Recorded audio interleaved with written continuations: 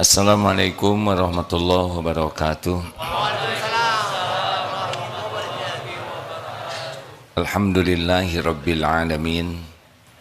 Segala puja dan puji hanya milik Allah yang maha menyaksikan, maha mengatur segala-galanya. Tidaklah pertemuan ini terjadi kecuali dengan izin Allah. Semoga selain izin juga Allah ridho. Tidak ada yang bisa mendapat manfaat dari pertemuan ini kecuali Allah memberikan manfaat.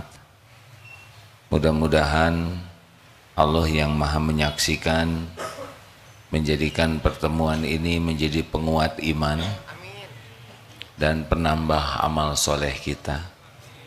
Karena hanya dua itu yang akan membuat hidup kita menjadi penuh kebaikan.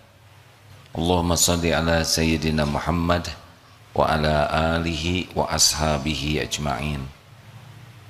Sahabat-sahabat sekalian, ini santri karya sebagian besar. Alhamdulillah, terima kasih. Santri kaya itu Ustadz adalah santri yang berkarya.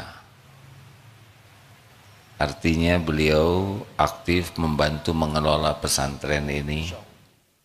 Jumlahnya kalau di seluruhnya itu 1.300, ini sebagian yang ada di Bandung. Rekan-rekan sudah mengenal beliau, panggilannya apa nih yang lebih enak dipanggil? Sony aja. Beliau panggilannya Sony aja. Membaca tentang beliau dan saya kira kawan-kawan sudah mengetahui. Alhamdulillah. Ustadz bebas saja, mau membahas apa sekarang? Insyaallah. Bismillahirrahmanirrahim. Assalamualaikum warahmatullahi wabarakatuh. Alhamdulillah, Allahumma salli wa sallim wa barik ala Muhammad wa ala alihi wa ashabihi ajmain. Ini agak bergetar hari ini, agak beda rasanya. Biasa ngomong di depan ribuan orang, tapi begitu dapat kabar ada undangan dari Masjid Darut Tauhid itu getarannya beda. Karena apalagi dalam momen puncak miladnya Darut Tauhid. Agim dan Darut Tauhid itu betul-betul buat saya titik perubahan hidup awal. Jadi sejak SMA, insya Allah saya hampir nggak pernah absen untuk hadir di Istiqlal dan Masjid BI ya. Tapi yang menarik, kalau punten ya, kalau meminjam istilah yang sering AA gunakan, justru di fase Darut Duit itu belum kenal AA. Pertama kali Allah gerakan untuk kenal AA itu ketika Istiqlal itu sepi. Saya masih ingat banget itu. Istiqlal hanya 1-2 saf saja, yang kita semua tahu ya, kalau AA sudah hadir di Istiqlal beberapa masa sebelumnya itu, aduh. Tapi di masa saat itu belum terlalu kenal, tahu gitu. Tapi di titik itu mulai dekat, karena mungkin di masa itulah saya ngerasa dapat banget pelajaran tauhid. Jadi apa yang disampaikan oleh AA itu bukan sekedar retorika dan nasihat-nasihat indah, tapi betul-betul belajar total bergantung kepada Allah itu di masa-masa itu. Gitu. Jadi itu titik hijrah. Saya tadi di belakang ngobrol sama para asati, saya sampai bawa kaset-kaset jauh sebelum masa YouTube. Saya koleksi semua kaset-kasetnya Agim, ya, buku-bukunya Agim. Sejak SMA, hampir setiap bulan itu saya masih ingat Ahad kedua setiap bulan di Masjid Istiqlal dan di Masjid Baitul Ihsan di BI. Dari sebelum nikah sampai nikah, ngajak istri saya hadir di sini jadi saksi ya. Jadi ketika dapat undangan dari Darut Tauhid itu saya bilang sama teman-teman, kayaknya diundang sama presiden aja getarannya nggak akan sampai begininya gitu. Begitu diundang sama Darut Tauhid dan bareng sama AA, dari tadi ngelola hati ya. Karena ya selama ini mendoakan AA dari jauh, gitu. AA pasti nggak kenal saya, gitu. Tapi setiap momen hidup saya AA selalu ada, gitu. Jadi ini sebuah kebahagiaan. Istri saya nangis. Jadi, Alhamdulillah, terima kasih. Rekan-rekan sekalian, kalau AA sudah sering berbicara, sekarang kita sama-sama menyimak. Silakan Ustaz Fadl. Bicara apa? Bicara tentang bahwa setiap waktu 1001 jalan menuju kematian kita tanpa kita bisa prediksi. Pulang dari sini juga kita bisa meninggal. Bagaimana waktu yang ada ini benar-benar bisa bahagia. Bahagia itu ada 3 tempat. Bahagia di dunia ini, bahagia di alam barzah, dan bahagia di surga nanti. Allah Subhanahu wa ta'ala menciptakan kita untuk bahagia, bukan untuk menderita. Walaupun mungkin akan ada ujian yang berat, tetapi bagi orang yang beriman, seberat apapun ujian adalah sumber kebahagiaan. Bahkan sebetulnya ujian yang terberat itu adalah ketika diberikan kelapangan, pujian, penghargaan. Ceramah di depan ribuan orang lebih berat ujiannya dibanding ceramah di depan 2 orang.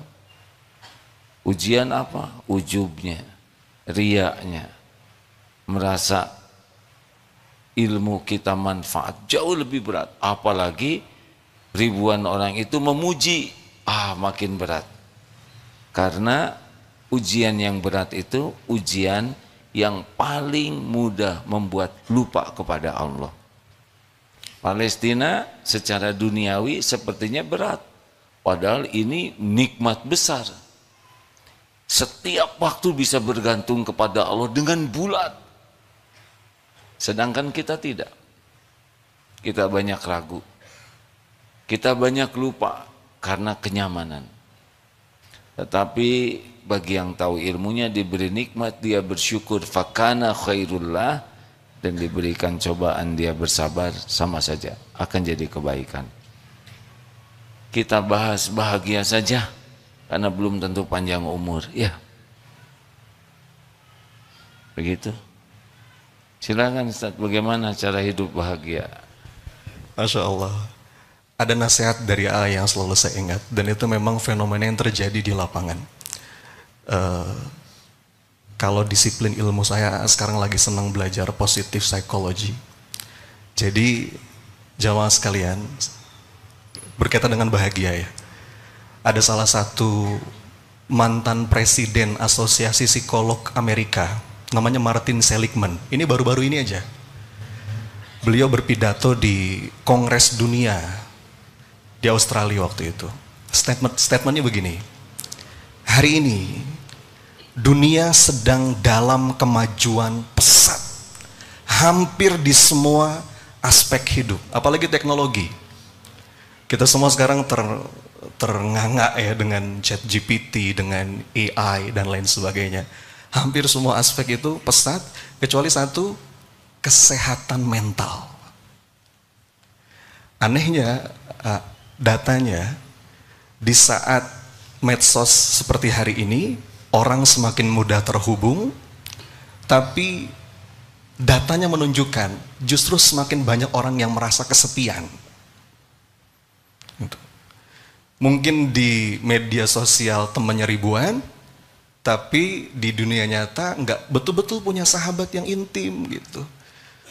Bahkan mereka menyimpulkan generasi hari ini kalau kita bandingkan dengan generasi sebelumnya tidak lebih bahagia. Itu kata para peneliti. Makin banyak orang yang cemas. Di saat informasi saat ini begitu mudah kita akses. Tingkat kecemasan, makin banyak orang yang sedih, depresi. Tapi AA tuh merangkum dengan sangat indah. Pada intinya memang 3 yang sering AA sampaikan. Yang bikin orang menderita tuh dan gak bahagia. 1, mensedihkan yang sudah lalu, ya, meratapi yang sudah lewat. Yang kedua, mencemaskan apa-apa yang belum terjadi. Dan yang ketiga, salah mencintai, ya. Sedikit bantu yang barusan, ciri khas orang-orang yang STA, sengsara tiada akhir, adalah selalu galau dengan yang belum terjadi. Segala dipikir dan segala dicemaskan, padahal belum ada. Dan yang kedua, kecewa dan sedih dengan yang sudah terjadi. Sangat menguras perasaan, menguras pikiran dan waktu. Padahal sudah terjadi, memang sudah qadarullahnya itu harus dijalani. Dan saat ini capek karena begitu banyak urusan yang membuat letih. Ya, semoga selamat yang naik motor itu. Lalu Allah memberikan motor yang lebih pelan knalpotnya dan akan lebih bahagia dengan suara motor yang lembut. Untuk apa marah? Tidak ada pelajaran marah untuk orang yang lewat begitu. Walaupun jengkel. Nah. Capek karena semua urusan itu tidak disikapi dengan keikhlasan. Jadi capek pikiran, capek batin, termasuk capek fisik.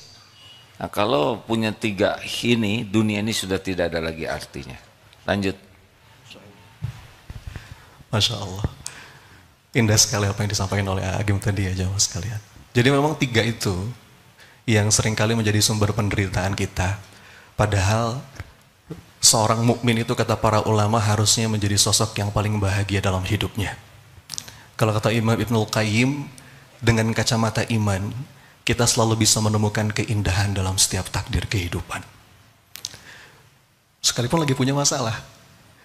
Ada kalimat yang sangat indah dari Maulana Rumi.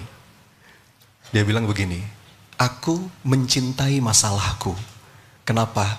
Karena aku tahu yang memberiku masalah juga mencintaiku. Jadi kalau kita balikin ke tauhid, yakin Allah itu nggak mungkin zolim, yakin Allah itu nggak mungkin salah dalam takdirnya. Kita bisa menemukan keindahan dan bahagia dalam setiap episode kehidupan. Jadi yang pertama, meratapi masa lalu tadi. Hati-hati jamaah sekalian, ada 2 kata yang paling bisa membuat hidup kita menderita. Mau tahu nggak? Apa 2 kata yang paling bisa membuat kita menderita? 2 kata itu, seandainya saja. Ya. Apa? Nah itu.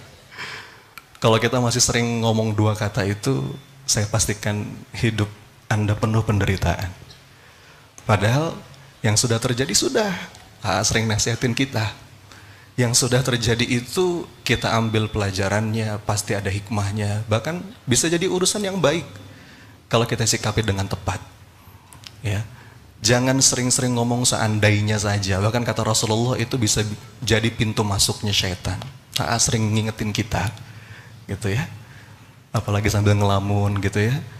Seandainya saja suamiku bukan yang itu. Gitu. Seandainya aku dulu bersama mantanku. Nah, itu saya kemarin ketemu ada salah seorang pengusaha yang singkat cerita ketipu lah 10 miliar curhat. Ya dia bilang, iya mas ya, saya kemarin kemarin masih ngomong seandainya saya nggak percaya sama dia, seandainya saya nggak transfer uang ke dia, seandainya. Yang sudah. Kata Rasulullah, katakan qadarullah wa ma syaa fa'al. Bahkan dalam urusan yang sepele, jamaah sekalian, lagi jalan ada 2 pilihan arah ini, belok kanan belok kiri, kita putuskan belok kanan. Begitu belok kanan macet. Seandainya tadi belok kiri itu nggak boleh, kata Rasulullah. Sampai segitunya. Jadi ketika kita yakin zat yang menetapkan takdir hidup kita adalah zat yang maha baik, Allah itu maha adil, nggak mungkin zolim. Allah itu maha benar, nggak mungkin salah, dan maha bijaksana, nggak mungkin sembarangan. Kita bisa melihat setiap kejadian dengan penuh keindahan. Kenapa berhenti? Mungkin beliau memberi kesempatan ke AA untuk membaca Mengoreksi. dalilnya ya. Hadisnya sahih, kita sudah sering dengar, al-mu'minul qawi khairun wa ahabbu ilallah minal mu'mini dhaif. Mukmin yang kuat lebih baik dalam segala hal dan lebih dicintai Allah dibanding mukmin yang lemah, dan pada keduanya ada kebaikan. Ihris ala ma yanfa'uk. Antusiaslah, semangatlah dengan apa-apa yang bermanfaat bagimu. Untuk dunia manfaat, semangat. Untuk akhirat manfaat, semangat. Apapun yang membawa manfaat, harus semangat. Wasta'in billah. Tapi ini tidak boleh lepas. Lengket, minta tolong kepada Allahnya. Karena antara ikhtiar dan doa lebih kuat doa.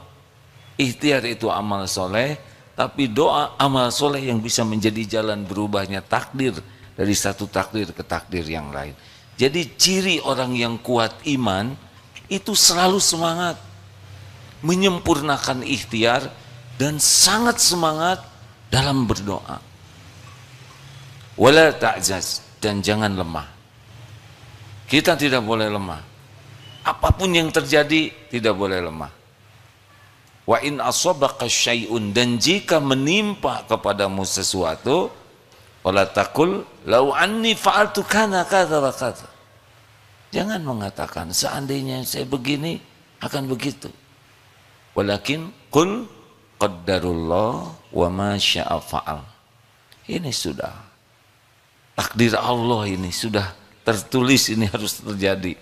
Allah berbuat apa yang dikehendakinya. Fa innal lau taftahu amal syaitan.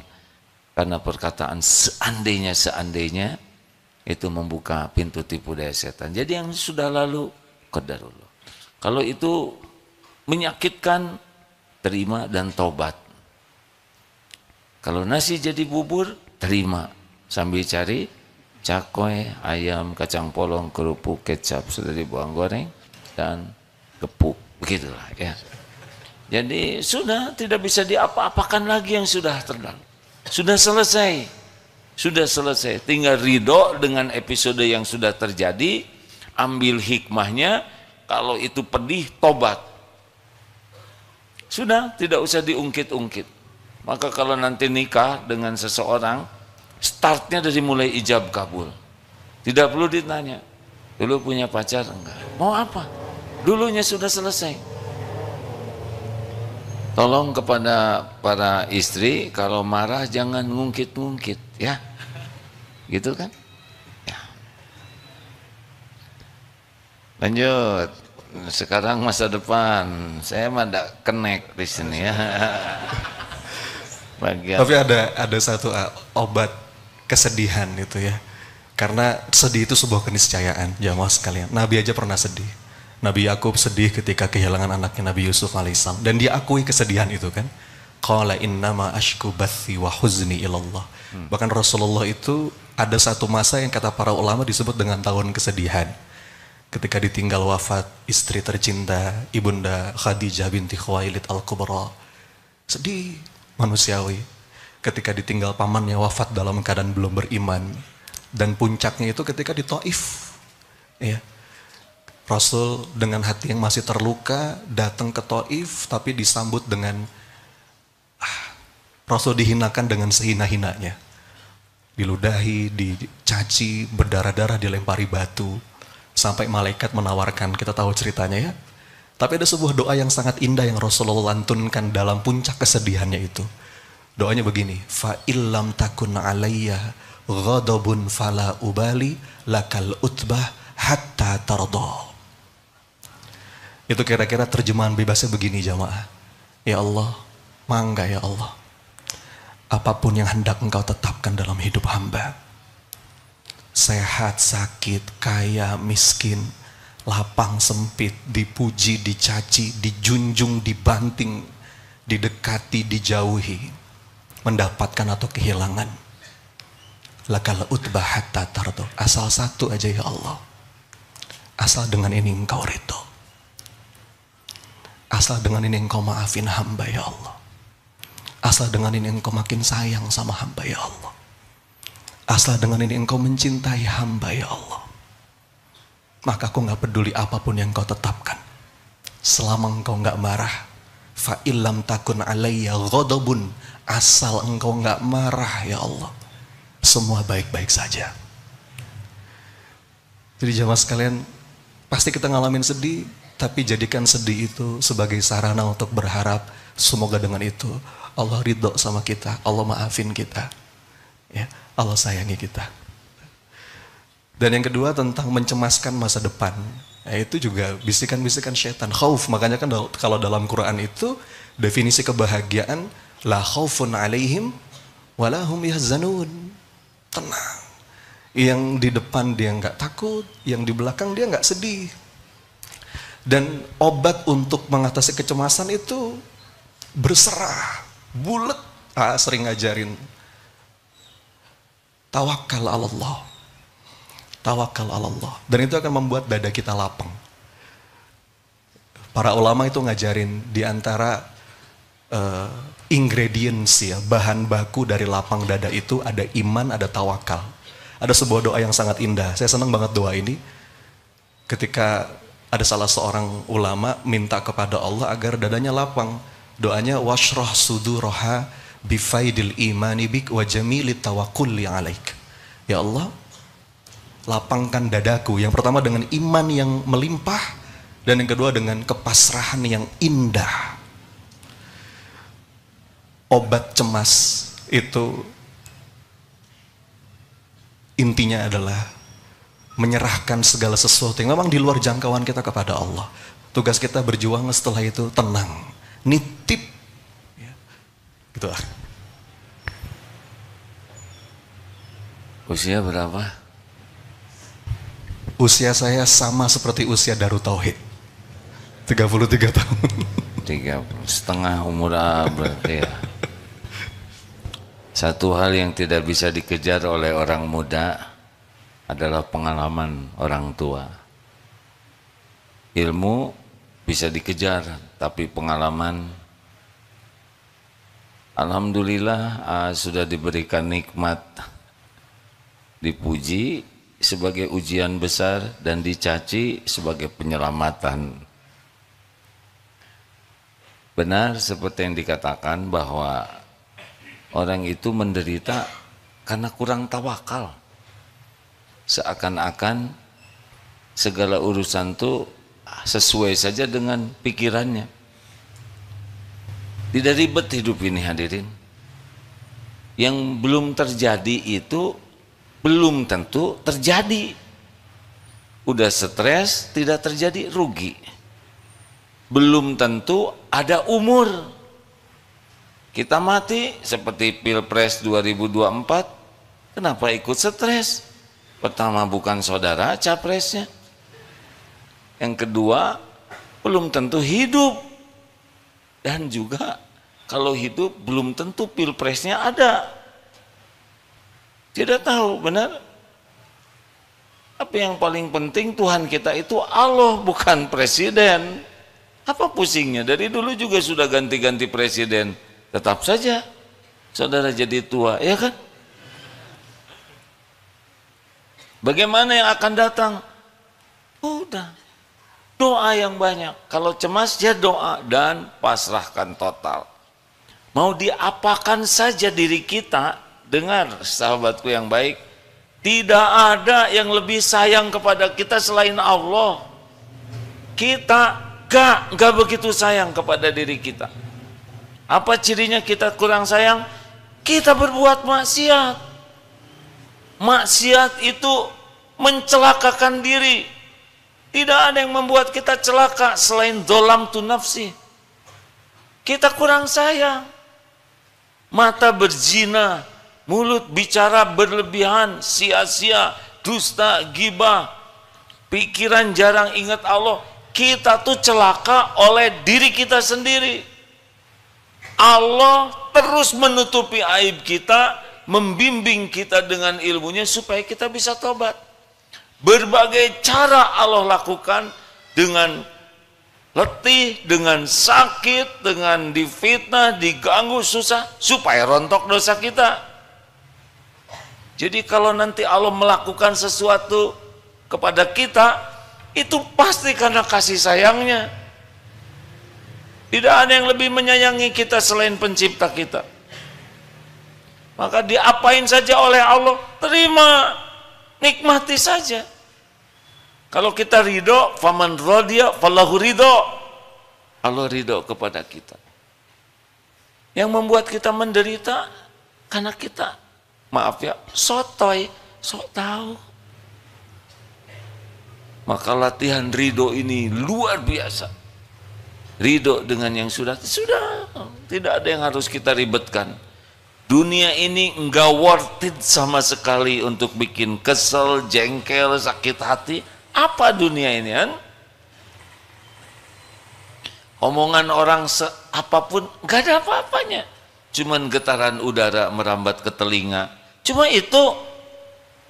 Coba menghina ke AA, pasti balik ke dirinya sendiri dosanya, ya kan?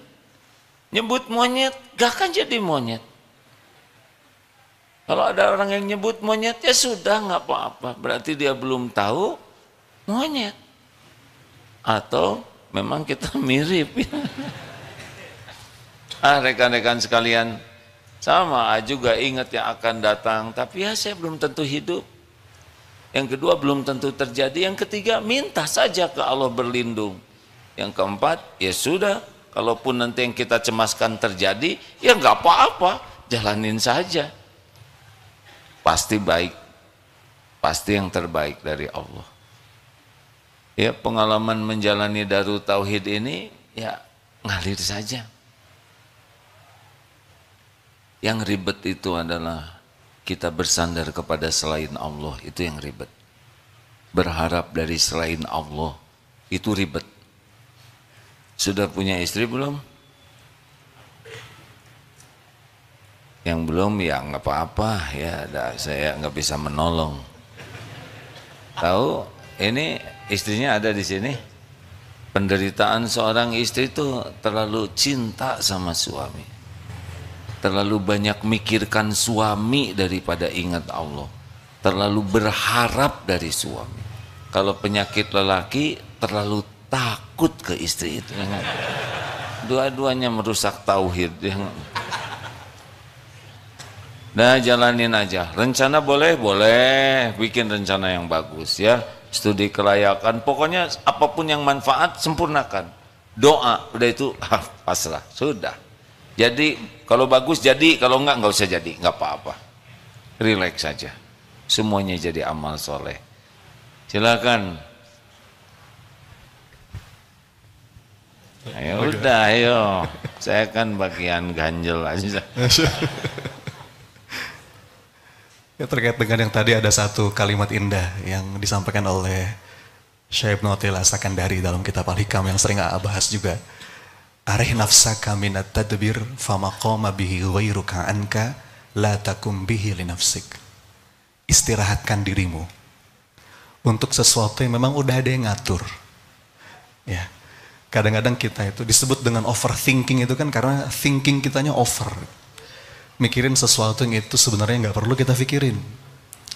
Jadi ada satu teori namanya dikotomi kendali. Ada sesuatu yang itu dalam kendali kita, ada sesuatu yang itu di luar kendali kita. Ya. Dan ada kabar bahagianya. Sesuatu yang di luar kendali kita tuh nggak dihisap sama Allah. Omongan orang, sikap orang, itu dalam kendali apa di luar kendali?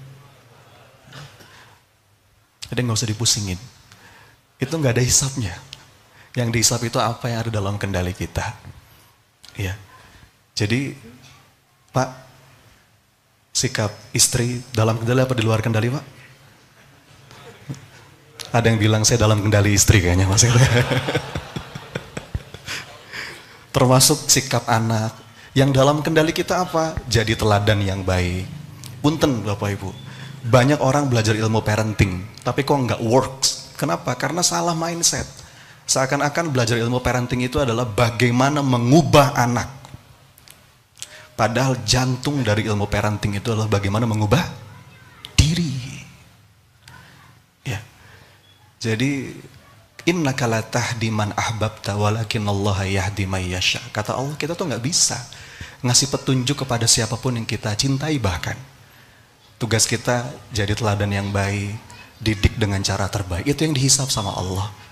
Perkara nanti pasangan kita, anak kita seperti apa, kita serahkan kepada Allah. Kalau pasangan dan anak itu dalam kendali, harusnya nggak ada anak Nabi yang kafir. Nabi siapa yang anaknya kafir? Nabi Nuh alaihissalam. Nabi siapa yang istrinya kafir? Nabi Lut alaihissalam. Wanita solehah siapa yang suaminya kafir? Siti Asia, istrinya Fir'aun. Nabi siapa yang ayahnya kafir? Nabi siapa yang pamannya kafir? Terus kita Nabi siapa? Jadi kadang-kadang kita overthinking, kita sibuk memikirkan apa-apa yang di luar kendali kita. Sempurnakan. Agim sering ngajarkan tugas kita dalam menyempurnakan ikhtiar. Karena itu yang akan dihisap sama Allah. Apa yang ada dalam kendali kita, sempurnakan. Jangan sampai atas nama tawakal kita sembarangan dalam ikhtiar. Sering ngajarin kita kayak begitu. Tapi yang di luar kendali kita serahkan kepada Allah. Jadi itu mungkin. Ini penting nih para suami, tenang menghadapi istri itu ya. Tenang dan enggak tenang juga memang begitu. Kenapa kita dianjurkan menghindari perdebatan? Karena bukan kata-kata kita yang bisa mengubah pikiran orang. Kita marah, istri mendengar lebih marah, makin marah. Yang senang setan, dua-duanya jadi corong setan. Wa idza khatabahumul jahiluna qalu salaman. Kalau ada orang jahil di sini, orang yang tidak bisa mengendalikan dirinya, kata-katanya, apa yang kita lakukan? Tenang saja.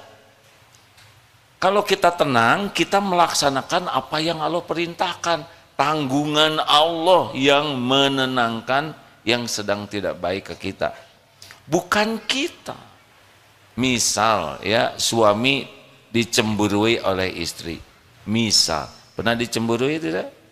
Berarti sayang ya. Tapi cemburunya misalkan luar biasa, dicurigai terus. Tapi kita tidak salah, tenang saja. Allah tahu kita tidak sesuai dengan prasangkanya. Enggak usah, kamu tuh gimana, cemburu terus, pusing saya. Mau apa begitu? Allah tahu kita tidak melakukannya. Ya, memang ini episodenya diuji oleh Allah. Bisa tidak kita tetap tenang? Kita tidak bisa memaksa istri untuk percaya ke kita, enggak bisa.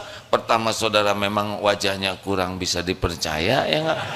Terus track recordnya memang baru kali ini jujurnya, ya. Tenang saja, jawab baik-baik. Sumpah juga tidak usah, saya berani disembelih berkali-kali, mau apa? Sekali aja udah cukup.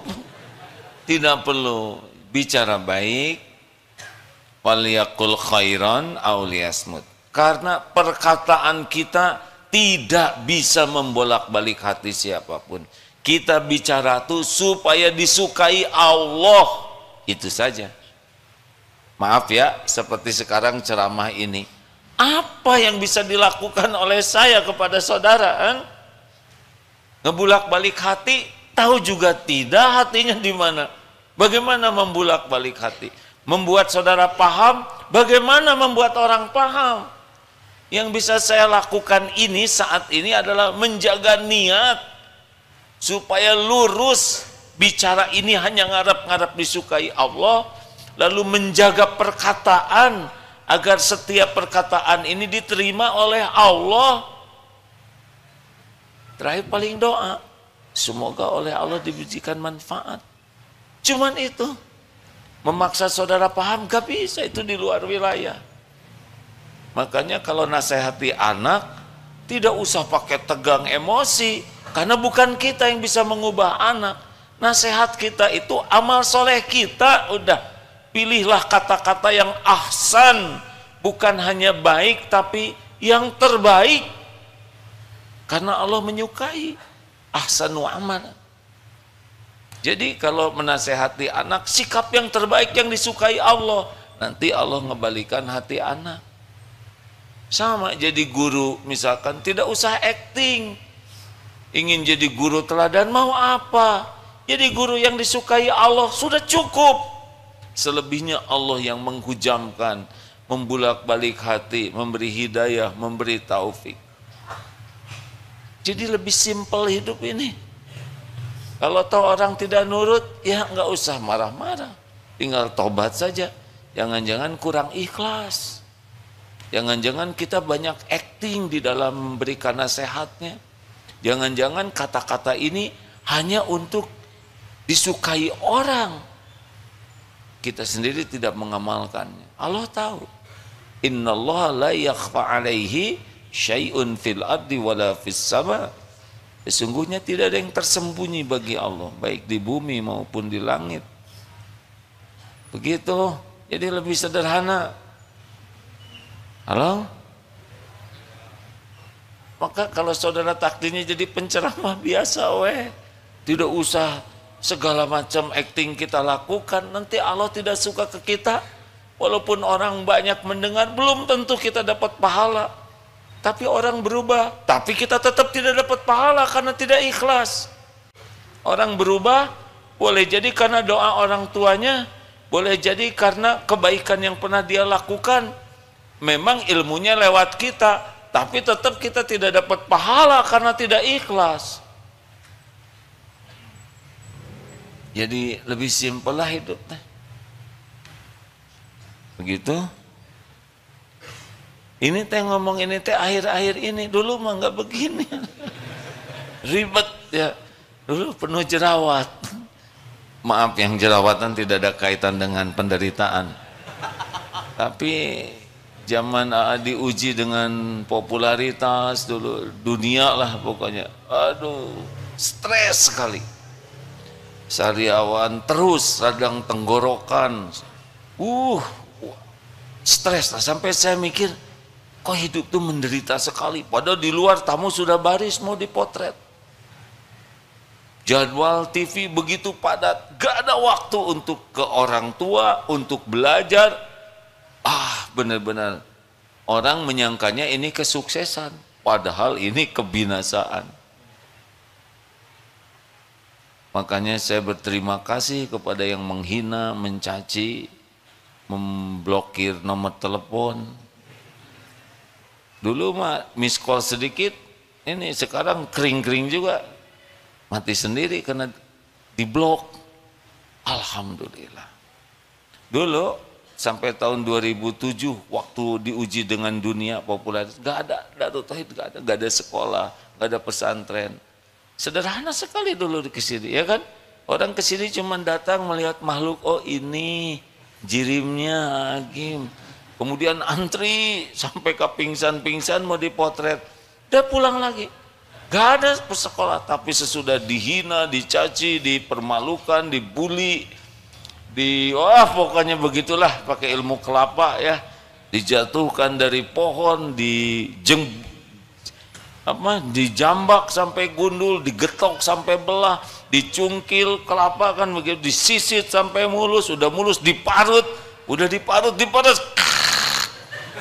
katanya Saripati itu nggak pernah keluar ketika di atas pohon. Cing sabar ya dengar ini ya.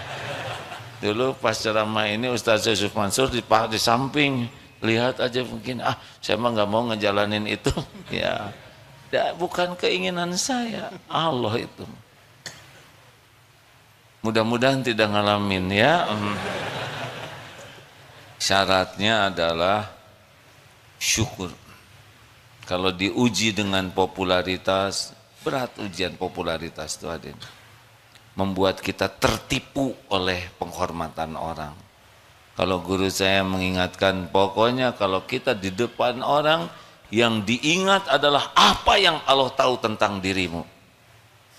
Orang tidak ada yang tahu, ini tidak ada yang tahu. Siapa Agim yang sebenarnya? Allah tahu. Sibuklah dengan apa yang Allah tahu dengan diri kita. Tidak ada rasanya nanti dihormati, dipuji, diperlakukan spesial. Karena ada 3 nih ya, teman-teman, kalau masih punya 3 ini, sulit ikhlas. 1, menikmati pujian. Kalau kita masih senang sekali pujian, kita baca komen-komen yang muji, giliran ada yang komen yang nggak enak, iya kurang ajar ya, doraka, begitu. Kalau ada yang muji, kita traktir, ada yang nyaci, dipecat, itu ciri-ciri. Yang kedua, senang privilege, senang diperlakukan spesial, senang diakui, dihormati, itu udah gejala-gejala kita akan kurang ikhlas. Yang ketiga adalah senang dengan apa yang di tangan orang. Senang ditraktir, senang diongkosin, senang diberi. Kebaikan kita, kalau kita ngarep-ngarep sesuatu cenderung tidak ikhlas. Jam 3 pagi kita kirim WA, semoga Allah memuliakan akang yang diberikan rezeki yang melimpah. Pengen dikasih itu ya. Perhatikan 3 ini. Tapi kalau takdirnya ada yang muji, ini ujian. Takdirnya kita diberikan perlakuan spesial, ini ujian lebih berat. Takdirnya punya kawan orang kaya, orang dermawan, orang yang suka berbagi, hati-hati. Makin punya teman yang kaya, senang berbagi, hati-hati. Hati kita nanti bisa condong ingin diberi itu. Lebih bagus punya kawan yang bokeh, ya nggak? Tapi jengkel juga, ya nggak? Serba salah. Ya udahlah, terserah aja, silakan teruskan.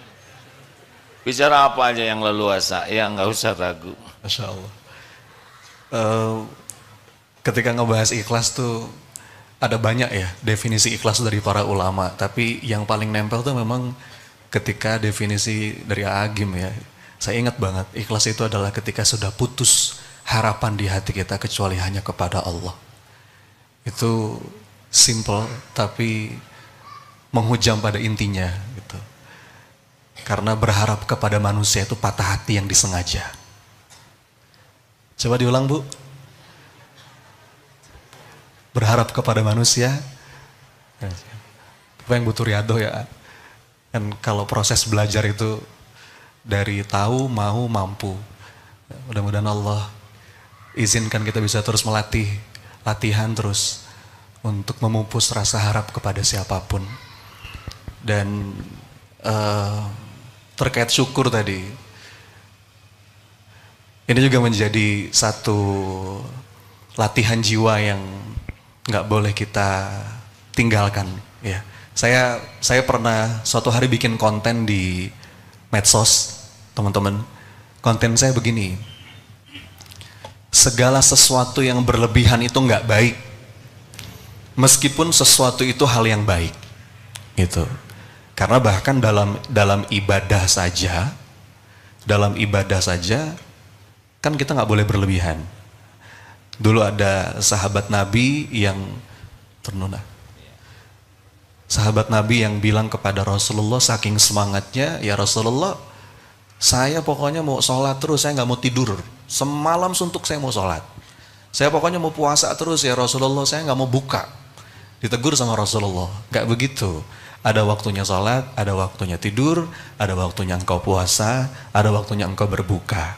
Saya bikin status di medsos, segala sesuatu yang berlebihan itu nggak baik, sekalipun itu sesuatu yang baik. Gitu.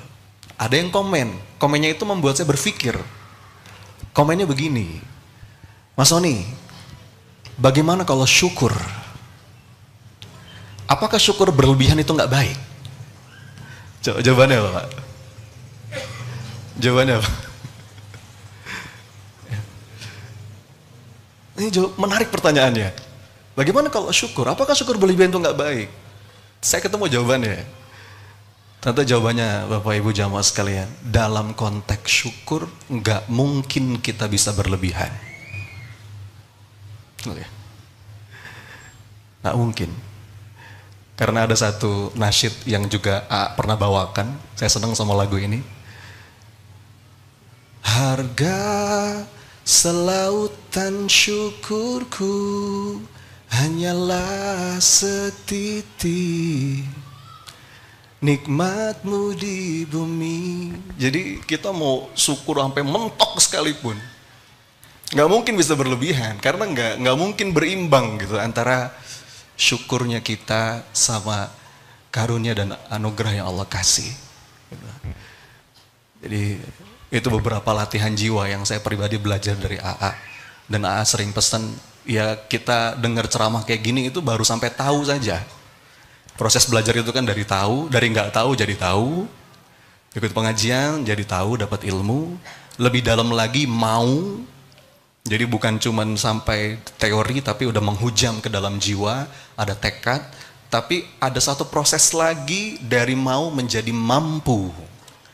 Nah, untuk menggeser dari mau menjadi mampu itu butuh riyadhah, butuh mujahadah, butuh latihan, dan itu nasihat yang selalu saya ingat dari AA. Kita sering jengkel dengan orang yang tidak sesuai dengan keinginan. Padahal beliau itulah yang bisa mematangkan diri kita. Ketika kita berharap kepada seseorang dan orang itu tidak sesuai harapan, itulah riyadhah kita. Jadi kalau setiap keinginan terkabul, itu lebih berat ujiannya. Lebih sering kita dikecewakan, itu membuat kita lebih terlatih.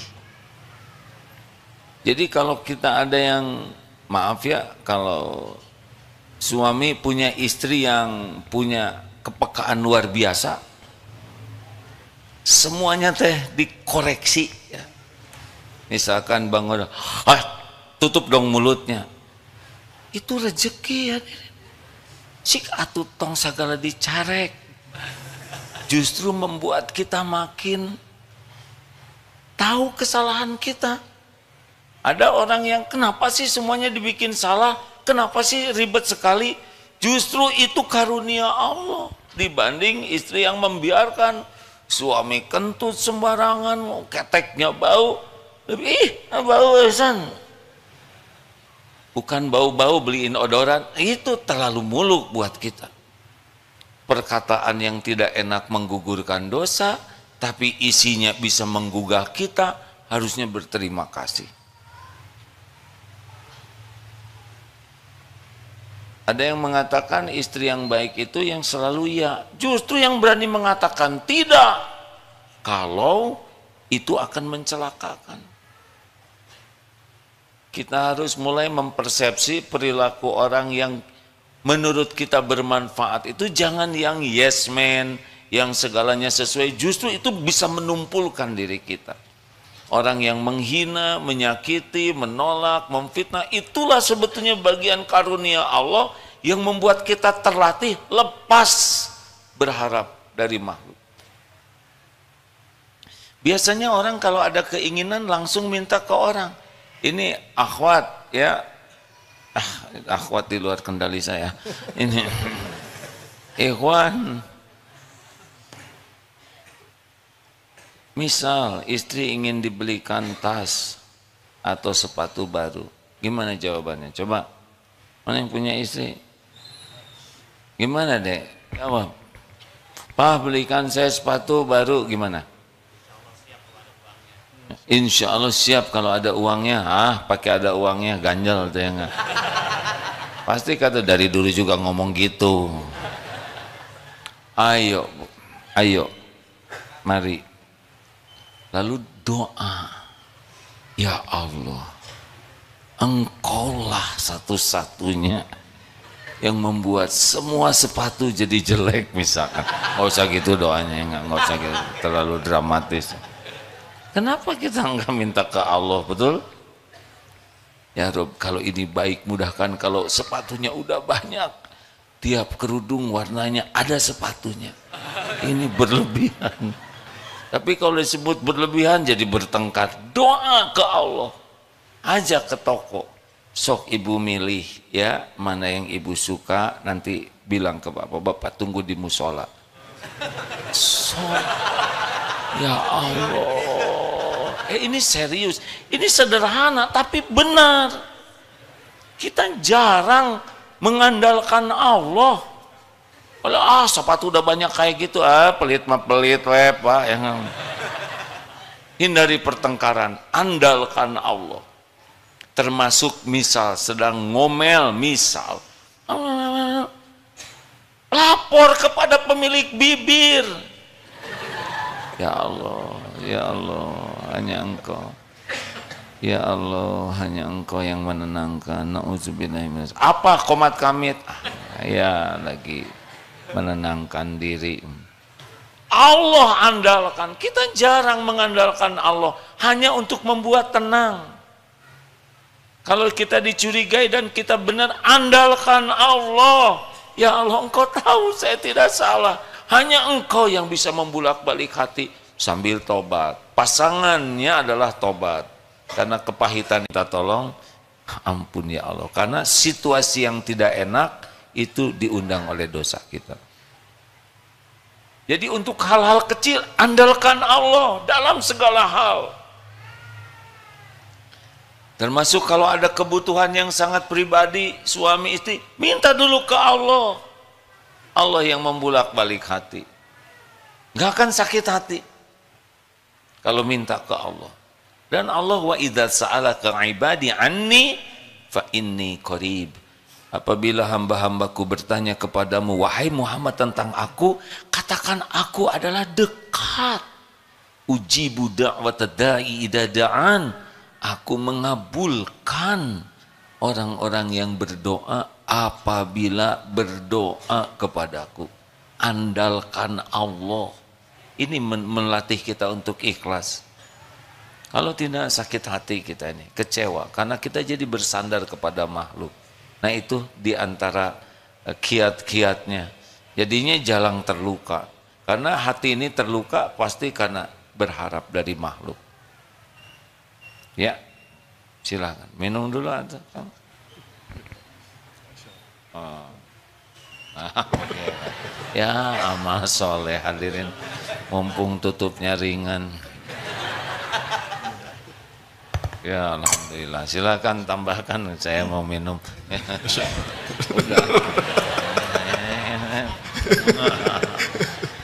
Bismillah. Alhamdulillah. Apa yang barusan saya sampaikan itu juga satu inti kehidupan gitu, bahwa itu selalu ngajarin, dan ini mudah-mudahan bisa kita pakai terus setiap saat dalam hal sekecil apapun tuh ngadu sama Allah. Mengadu kepada Allah. Bahkan Rasulullah dalam sebuah hadis, untuk urusan sandal yang putus aja bilang ke Allah. Coba saya mau nanya Bapak Ibu, jujur ini ya, pernah nggak kita sandal putus terus ngangkat tangan, ya Allah, sandalku putus ya Allah? Pernah?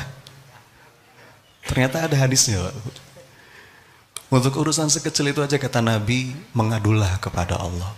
Dan kalau kata Syekh Ibnu Athaillah di kitab Al-Hikam yang setiap Kamis AA bahas, itu ada dua rasa. Yang ini memang harus kita latih terus, kita tumbuhkan terus, agar doa kita itu betul-betul bertenaga. Yang pertama rasa hina, yang kedua rasa butuh. Coba diulang Pak. Kata Syekh Ibnu Athaillah, kalau seorang hamba datang ke Allah dengan bawa dua rasa itu, doanya akan menjadi powerful. Rasa hina itu maksudnya gimana? Kita datang ke Allah dengan ngebawa rasa hina itu. Ya Allah, hamba ini banyak dosa ya Rob. Hamba ini sebenarnya malu ya Rob mau minta, tapi kalau bukan kepada Engkau, minta kepada siapa lagi ya Allah? Ya. Ini penting karena lawannya rasa hina itu apa?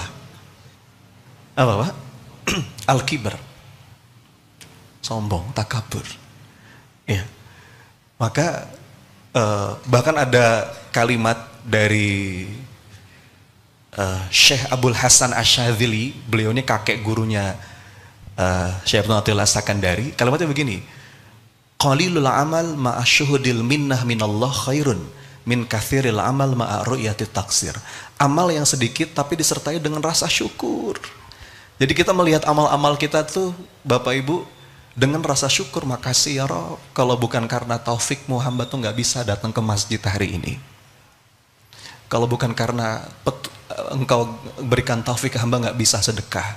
Jadi kita melihat amal-amal kita tuh bukan dengan rasa bangga justru. Bukan merasa, oh saya ahli masjid, oh saya ahli tahajud.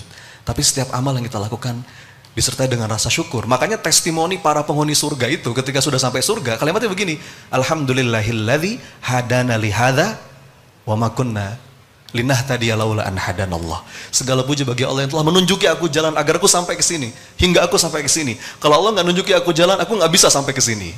Bukan malah berbangga dengan amalnya. Maka penting ngejaga rasa hina itu, jamaah sekalian. Bahkan kita diajarkan abis sholat. Ini abis sholat, abis sholat. Assalamualaikum warahmatullah. Assalamualaikum warahmatullah. Baca apa? Istighfar. Supaya kita nggak ketipu sama amal kita. Itu ya. Yang kedua, rasa butuh. Ada sebuah doa. Ini doa, saya senang banget sama doa ini. Doa ini menggabungkan keduanya. Ini doa mengemis kasih sayang Allah. Tapi saya nggak tahu ini riwayatnya. Tapi saya dapat ini di kitab Syekh Nawawi Al-Bantani. Doanya begini teman-teman. Ini doa yang menunjukkan rasa hina sekaligus rasa butuh. Indah sekali doanya begini.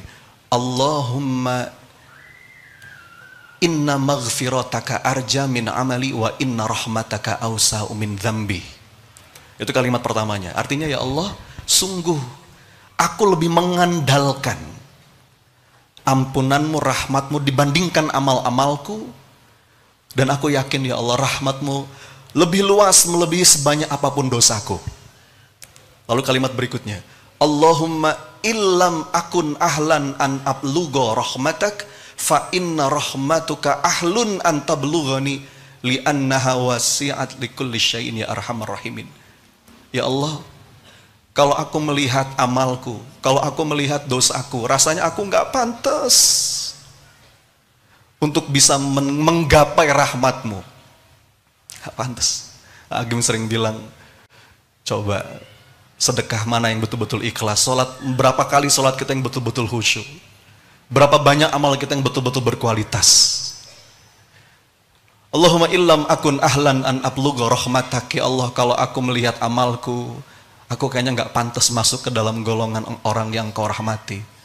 Tapi ya Rob, hamba yakin rahmatmu akan selalu bisa menggapaiku. Ini doanya indah sekali. Ada rasa hina, rasa butuh. Datang ke Allah dengan sepenuh rasa butuh. Bahkan dalam urusan sekecil apapun. Dan ngedidik anak.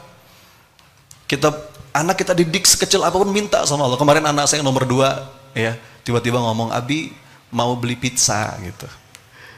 Ya, diajarin sama AA kan, bilang dulu sama Allah. Nah, Abi rezekinya dari Allah. Langsung diangkat tangan. Ya Allah, teteh mau pizza, amin.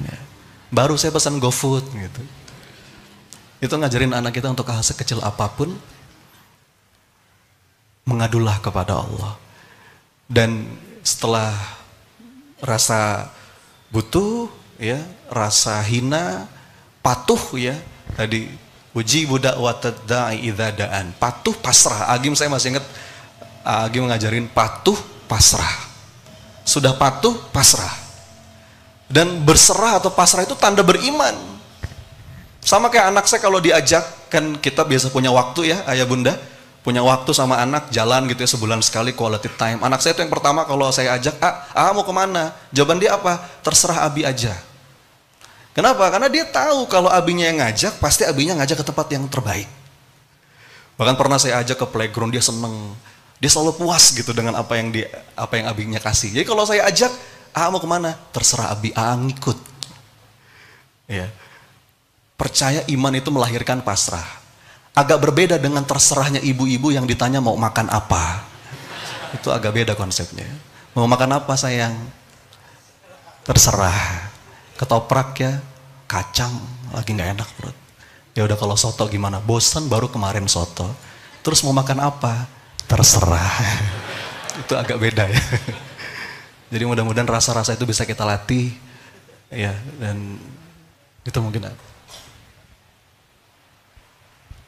Sok atuh mau nanya apa? Ini forum relax ya, forum yang disampaikan oleh beliau itu bagian penting dari kehidupan sehari-hari kita.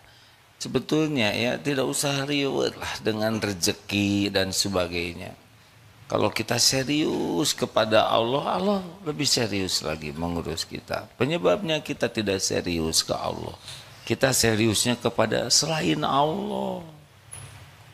Mengandalkannya justru selain Allah. Ada selain Allah itu tidak bisa memberi manfaat kecuali Allah yang menggerakkan. Jadi harusnya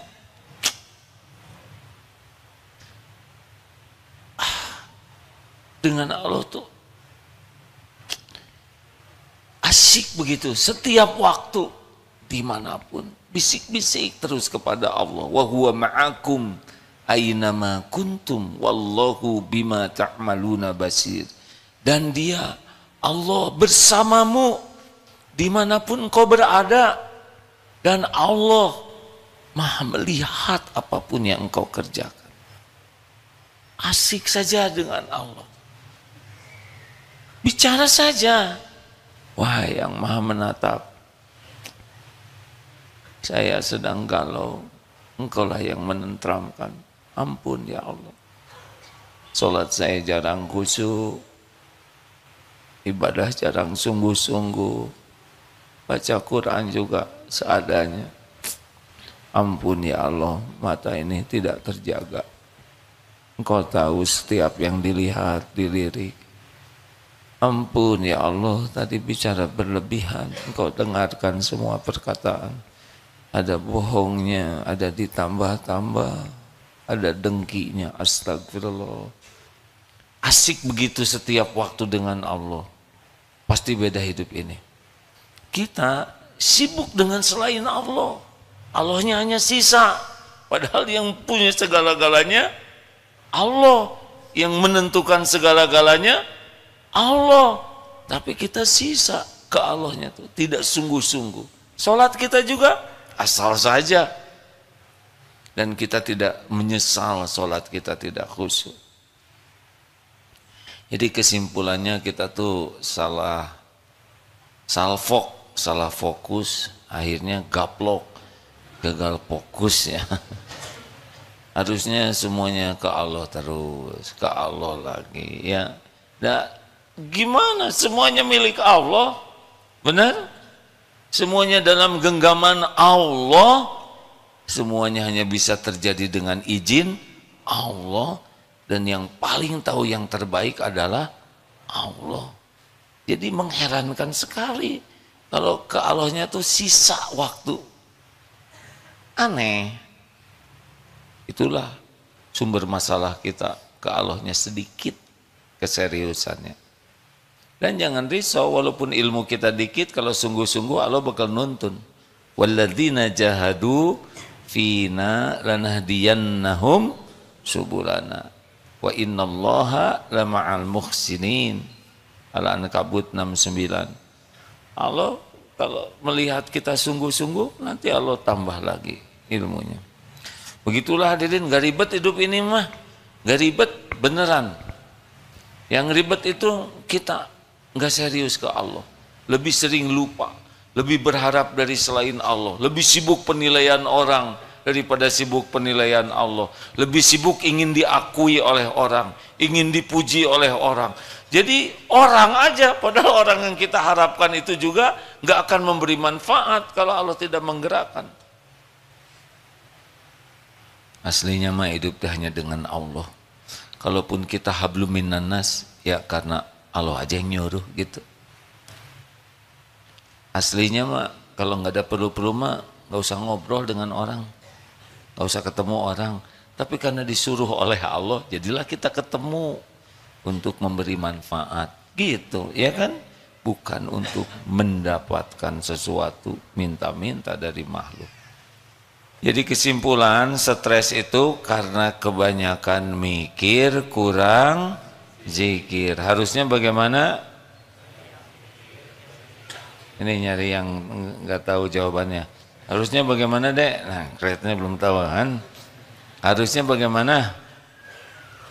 Harusnya tiap mikir jadi zikir. Karena mikir bakal terus-terusan. Terus wae dengan Allah. Gitu. Mau apa lagi? Kita lagi nunggu mati, ya kan? Berikan aja yang terbaik. Ah, kalau saya sedekah, uang saya habis, gimana besok? Gini ya, dulu yang ngasih rezeki siapa? Sekarang yang ngasih rezeki siapa? Besok yang ngasih rezeki siapa? Ya udah, habis sekarang, besok ada lagi rezekinya. Emang besok jadi pelit Allah ke kita? Gak ada. Ah, bagaimana kalau saya pensiun? Pensiun aja. Memangnya Allah pelit kepada pensiunan? Tapi gaji saya jadi sedikit. Rezeki dari Allah mah tidak tergantung gaji. Gaji itu sebagian kecil karunia dari Allah. Benar? Pokoknya kalau ada nyawa pasti ada rezekinya. Tapi enteng kan? Kalau enteng berarti benar. Kalau nyesek terus berarti nggak benar hidup kita. Ya, saya jadi kepanjangan. Cukup. Ya silakan yang mau ceramah. Silakan tanya jawab ya. Boleh mikrofonnya ada yang ini aja. Tapi kabelnya terbatas ini. Boleh maju? Ya, apa-apa ini bisa. Maaf ya. Bismillah, izin bertanya. Assalamualaikum warahmatullahi wabarakatuh. Dede Indra dari Santri Karya SMA Darut Tauhid. Izin bertanya, alhamdulillah bersyukur dan juga sangat bahagia melihat AA dan juga Ustadz Sony Abikim di majelis yang mulia ini. Saya mengenal Ustadz Sony dari PPA Institute, Ustadz. Dari sejak 2019 begitu, dan setiap kali menyimak kajian Ustadz Sony luar biasa begitu ya. Dan yang ingin ditanyakan Ustadz, di konsep PPA, pola pertolongan Allah itu ada dua konsep yang paling saya ingat dan sampai hari ini masih belum paham sepenuhnya begitu. Mohon Ustadz bisa menjelaskan. Yang pertama, Ustadz pernah menyampaikan berkenaan dengan semakin gelap maka semakin terang. Itu yang pertama. Yang kedua, the miracle. Miracle itu ada di balik dinding pemahaman. Mohon izin untuk berkenan dijelaskan. Terima kasih.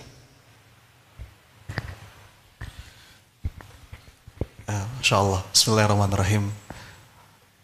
Rabbi syrah li sadri wa yassir li amri wahlul 'uqdatam min lisani yafqahu qawli. Jadi yang pertama tentang konsep semakin gelap semakin terang, itu pun ilmunya dari Agim. Iya. Lagi udah nggak usah disebutin. Saya mau nanya jamaah sekalian. Nih ada center ya. Mana center? Nah ini kelihatan nggak? Kelihatan ya. Sekarang saya punya kuis. Gimana caranya?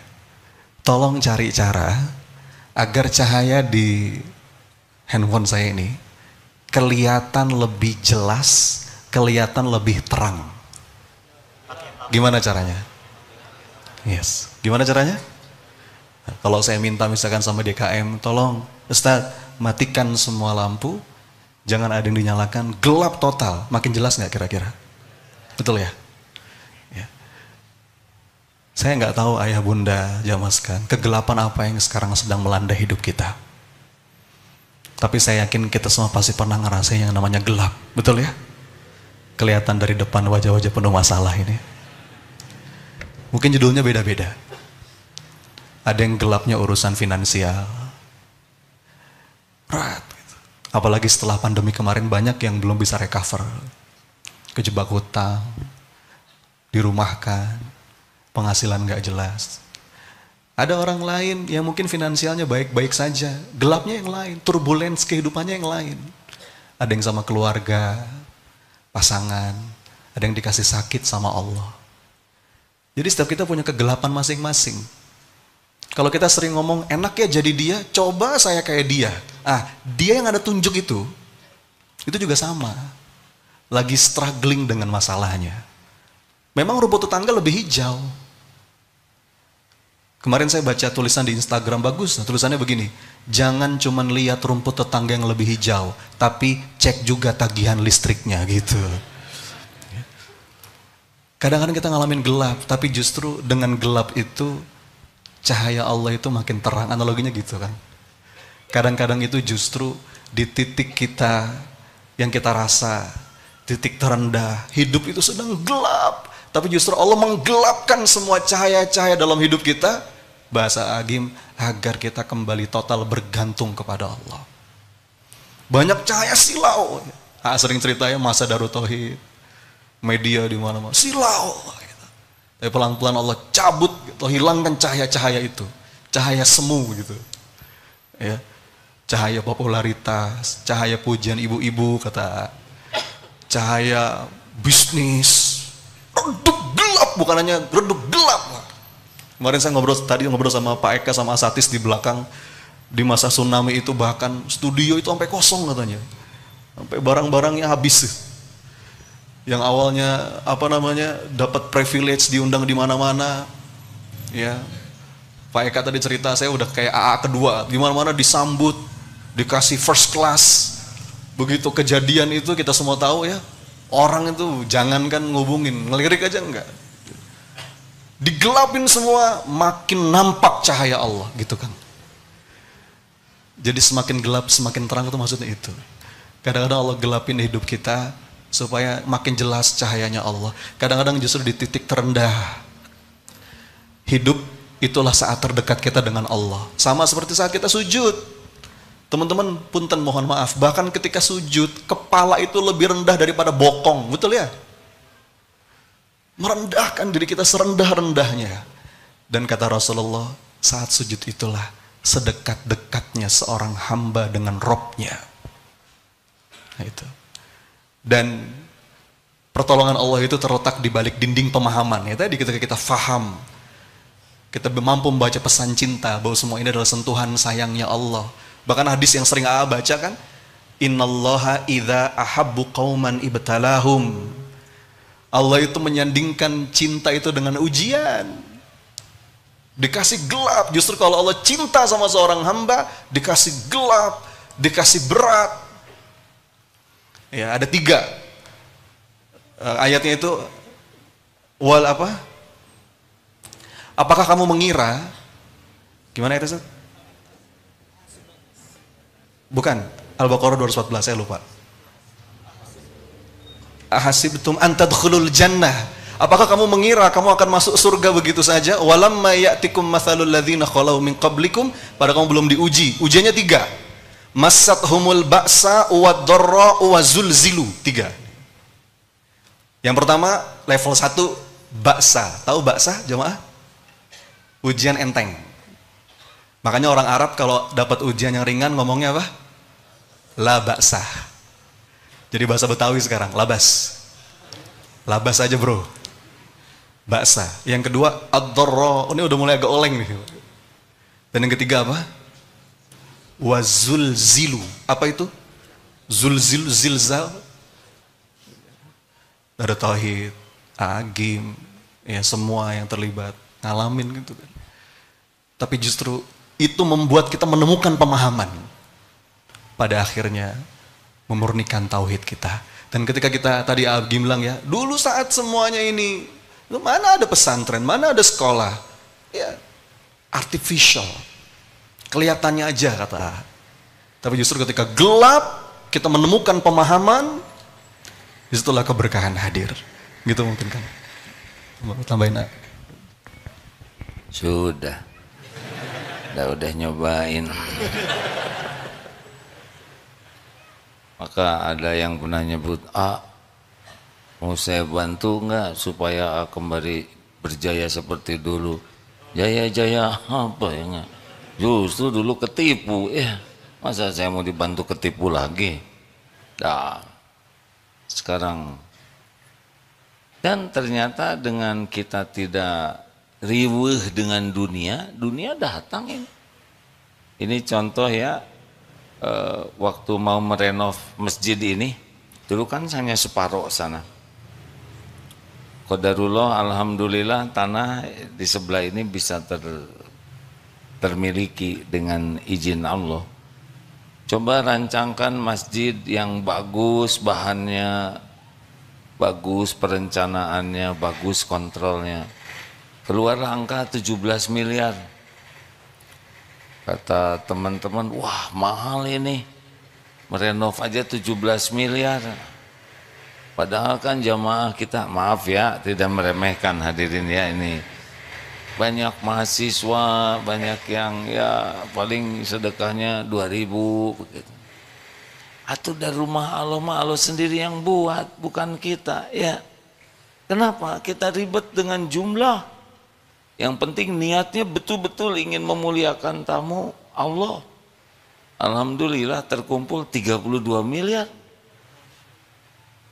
Langsung, nah itu dibagi-bagi, itu buat rumah Allah. Dasar Toma, dengar cerita aja pengen lagi. Nah begitulah, kalau bersandar penuh ke Allah, Masya Allah, mudah saja bagi Allah, mudah, semuanya milik Allah. Yang bikin kita menderita tuh bersandar kepada selain Allah. Nah rekan-rekan, sebagai, ada lagi yang nanya, ingin mengingatkan 4 fondasi akhlak yang harus kita miliki. Ini mengingatkan kembali ya, bahwa timbangan terberat di akhirat nanti adalah timbangan akhlak. Walaupun sholatnya bagus, kalau akhlaknya jelek, mungkin sudah dengar ya tentang ibu-ibu yang ganggu tetangga terus, itu hiya finnar. Terus yang mengurung seekor kucing, juga itu ahli ibadah tuh, tapi juga jadi ahli neraka.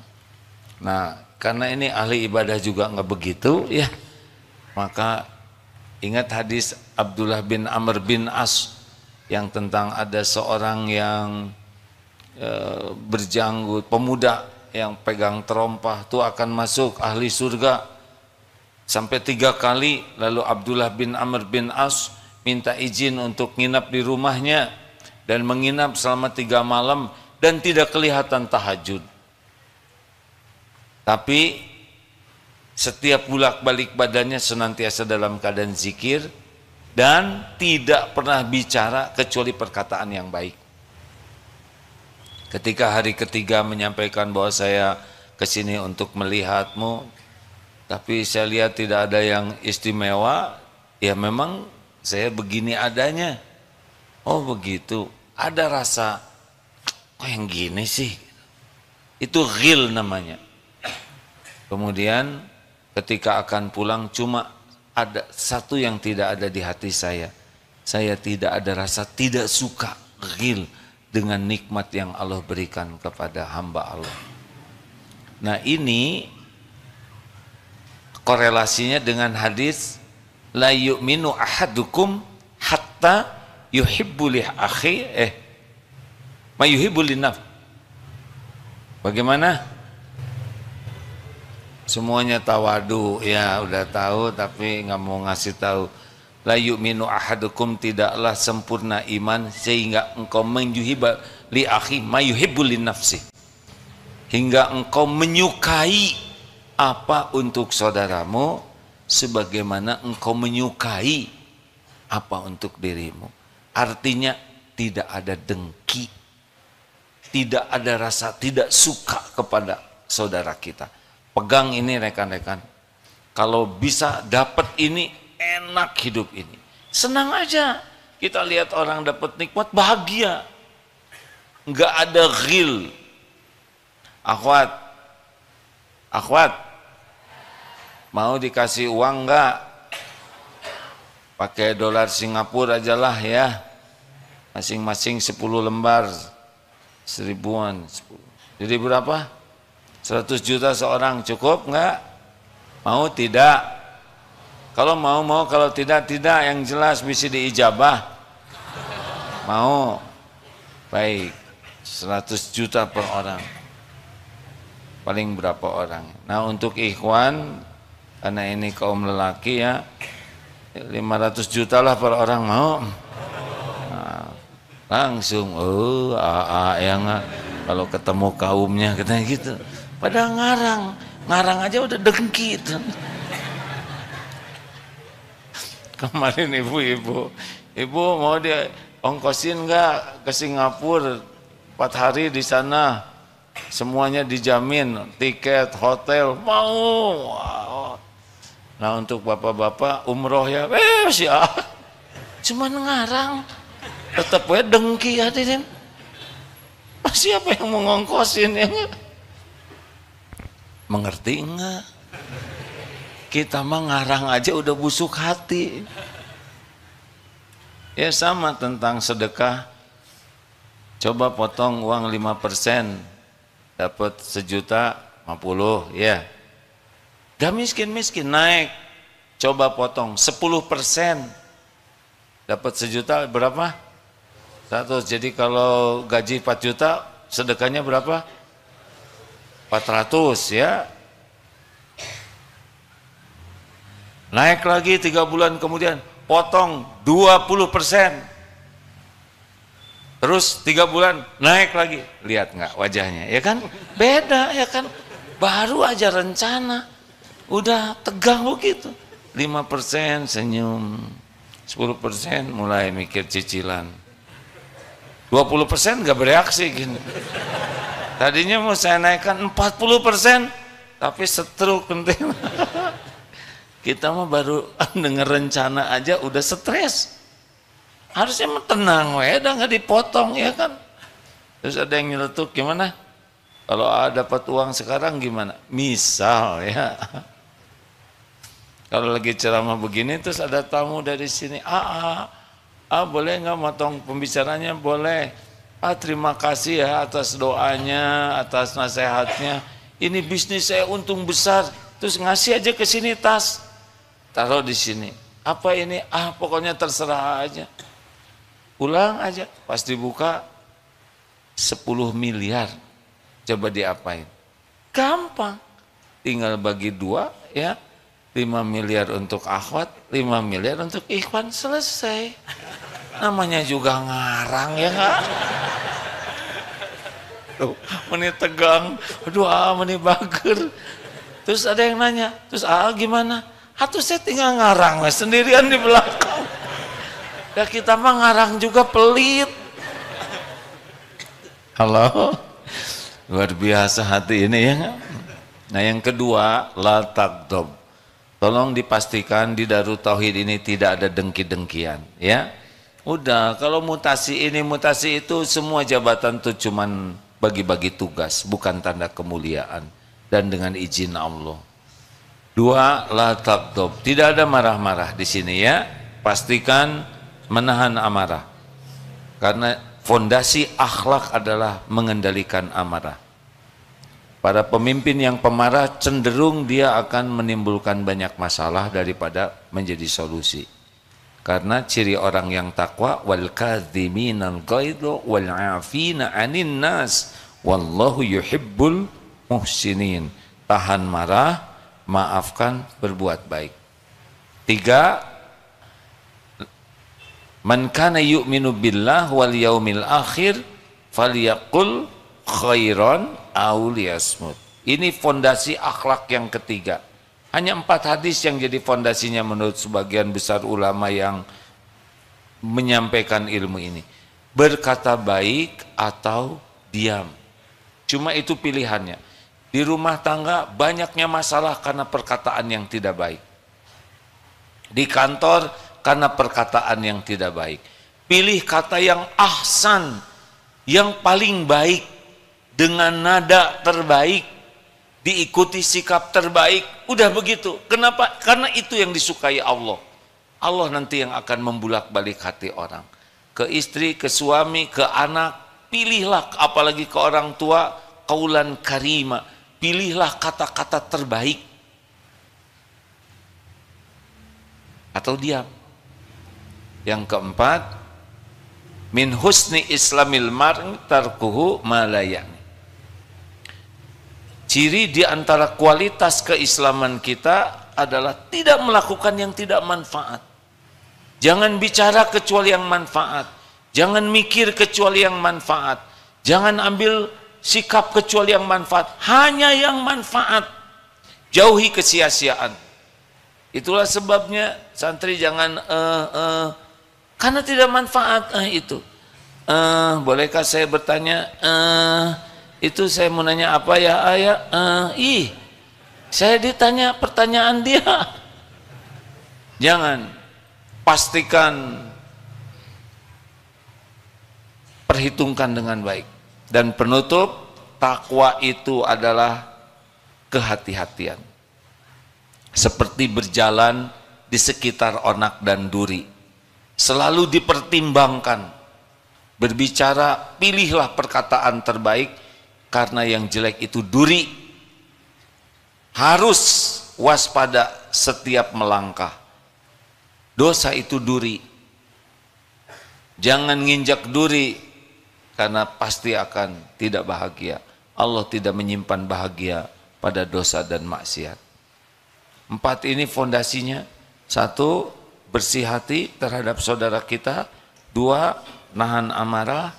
3, berkata baik atau diam. 4, tidak melakukan yang tidak ada manfaatnya. Pegang ini baik-baik hadirin. Insya Allah akan jadi lebih baik akhlak kita. Dan lakukan semua ini bukan untuk dinilai makhluk, tapi sebagai amal soleh kita untuk mencari keridhaan Allah. Terima kasih, silakan ditutup doa Ustaz. Bismillahirrahmanirrahim. Jamaah sekalian, saya diminta untuk memimpin doa. Sering saya sampaikan, sesi yang paling penting dalam majelis ilmu itu justru doanya. Karena kata Nabi, majtama'a qaumun fi baiti min buyutillah yatsluna kitaballah wa yatadarasunahu bainahum illa nazalat alaihimus sakinah wa ghasyiyatuhumur rahmah wa khaffathumul malaikah wa dzakarahumullahu fi man indah. Di majelis ilmu, di rumahnya Allah ini, Allah mencurahkan begitu banyak rahmat. Maka majelis ilmu adalah salah satu momentum doa kita itu mustajab. Kalau kita ditanya, di mana doa mustajab? Sering kita jawab, oh di Mekah, di Multazam, oh di Madinah, di Raudhah. Itu betul, tapi ada yang dekat. Di mana? Salah satunya di majelis ilmu. Maka mari kita hadirkan hati, Bapak Ibu, kita angkat tangan kita sambungkan hati kita ke Allah. Kita mulai dengan istighfar sepenuh rasa. Astagfirullah. Astagfirullah. Astagfirullah. Salawat kepada Nabi. Allahumma salli wa sallim wa barik ala Muhammad wa ala alihi wa ashabihi ajmain. Duhai Allah yang maha mendengar, sepelan apapun doa kami. Duhai Allah yang maha menatap pertemuan kami hari ini. Duhai Allah yang maha tahu segala isi hati. Ya Allah, catatkan ya Rabb, siapapun yang hadir pada hari ini, tiap langkahnya Engkau jadikan penggugur dosa. Catatkan ya Allah, siapapun yang hadir pada hari ini, tiap langkahnya Engkau jadikan pemberat amal kebaikan. Kami datang ke sini ya Allah, enggak ada niat lain kecuali ingin belajar jadi hamba yang lebih baik. Ya Allah, karuniakanlah kepada kami ilmu yang bermanfaat. Allahumma inna nas'aluka ilman nafi'an wa rizqan thayyiban wa qalban khasi'an wa amalan mutaqabbala. Duhai Allah, lembutkan hati kami ya Rabb. Jangan biarkan hati kami mengeras ya Allah, hingga tidak bisa merasakan getaran ketika namamu disebut, tidak bisa merasakan getaran ketika ayatmu dibacakan. Jangan ya Allah, lembutkan hati kami ya Latif, karuniakan kepada kami hikmah dan hidayah.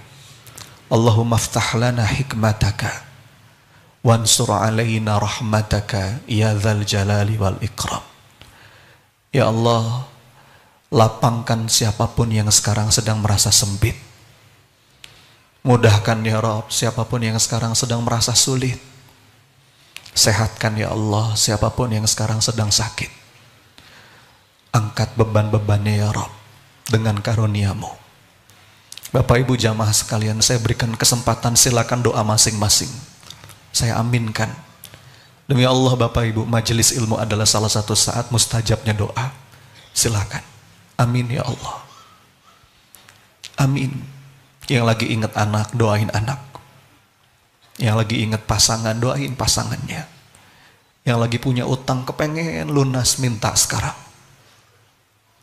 Yang sedang rindu pengen kembali ke tanah suci, minta sekarang. Ya Allah, izinkan kami bisa sujud langsung di depan Ka'bahmu. Izinkan kami ya Rabb bisa merasakan wukuf di Arafahmu bersama orang-orang yang kami cintai. Silakan Bapak Ibu, saya aminkan. Amin. Yang lagi ingat bisnis, lagi ingat pekerjaan, minta yang baik-baik. Amin ya Allah. Amin ya Allah. Amin ya Allah. Amin ya Allah. Kabulkan ya Rabb. Rasulullah mengatakan, Allah itu malu kalau ada hambanya yang datang mengangkat tangan, kemudian hamba itu pulang dengan tangan kosong. Gak mungkin. Ketika seorang hamba sudah diilhamkan, digerakkan lisannya untuk bermunajat, maka Allah sedang menyiapkan karunia. Minta Bapak Ibu, apapun yang sekarang terlintas. Amin ya Allah. Amin ya Allah. Allahumma inna nas'aluka taubatan nasuha wa taubatan qablal maut. Duhai Allah, berikan kami semua yang ada di sini kesempatan bertobat sebelum Engkau panggil kami.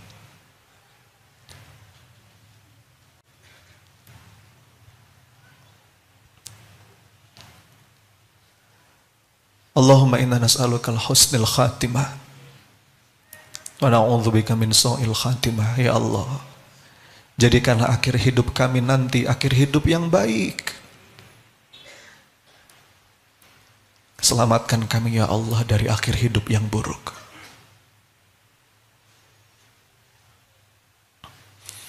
Rabbana atina min ladunka rahmah wa hayyi' lana min amrina rasyada. Ya muqallibal qulub, tsabbit qulubana ala dinik. Duhai Allah, jadikanlah sisa usia kami betul-betul di jalan manfaat. Ampuni ya Rabb segala kesia-siaan yang selama ini kami lakukan. Allahumma inna maghfirataka arja min amali wa inna rahmataka awsa'u min dhanbi. Allahumma illam akun ahlan an ablugha rahmatak fa inna rahmatuka ahlun an tablughani li'annaha wasi'at likulli syai'in ya arhamar rahimin. Ya Allah, kami butuh Engkau rahmati, kami butuh Engkau ampuni ya Rabb. Kalau kami melihat amal-amal kami gak pantas rasanya, tapi kami yakin ya Allah, rahmat-Mu maha luas, melebihi segala sesuatu. Ya arhamar rahimin, irhamna. Ya arhamar rahimin, irhamna. Rabbana zalamna anfusana wa illam taghfir lana wa tarhamna lanakunana minal khasirin. Ya Allah, kami sering menzolimi diri kami sendiri. Kami rugi ya Rabb jika Engkau tidak maafin kami, jika Engkau tidak merahmati kami. Tuntun kami ya Rabb. Allahumma inna nas'alukal huda wat tuqa wal afafa wal ghina. Karuniakanlah ke dalam hati kami rasa cukup atas apa yang Kau bagikan. Rabbana atina fid dunya hasanah wa fil akhirati hasanah wa qina adzabannar. Karuniakan kepada kami ya Allah kebahagiaan dunia dan akhirat. Rabbana wa taqabbal du'a ya sami'at du'a. Amin, amin ya rabbal alamin.